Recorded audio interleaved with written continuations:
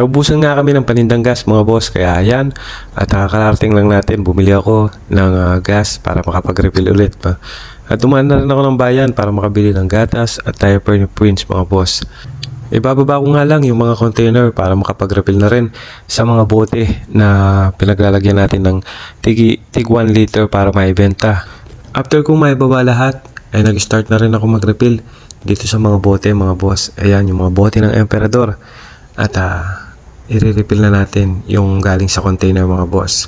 Ayan, para kagad tayong matapos mga boss dahil may pasok pa tayo bukas. Sa mga hindi nga pala nakakaalam mga boss, ay namamasukan pa rin ako sa isang pribadong kumpanya dito sa amin bilang isang security guard mga boss. 12 hours ang aming trabaho mga boss, kaya pag uwi ko kanina ay nagbihis lang ako para makaalis kagad para maaga akong makauwi mga boss sa pagbili ng gasolina. Halos maglilimang taon ko na rin ginagawa ito mga boss.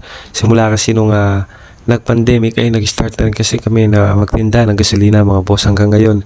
At masasabi ko na malaking tulong ito sa amin mga boss. Dahil kung yung sari-sari store lang, alam naman natin na pare-pareha lang talaga yung tubo mga boss kapag sari-sari store. Ayan, lahat na rin nakarga natin mga boss. At ngayon, kakain naman tayo bago tayo matulog. At ayan yung ulam natin ngayong gabi mga boss, chicken pastil from Pastilleros mga boss. Ayan, sa lahat po ng gustong umorder, ayan, nilalagay ko po yung link at shop nila dito mga boss. At napakasarap niyan mga boss. At meron din silang Shopee no. Ayan, tara, kain na tayo mga boss.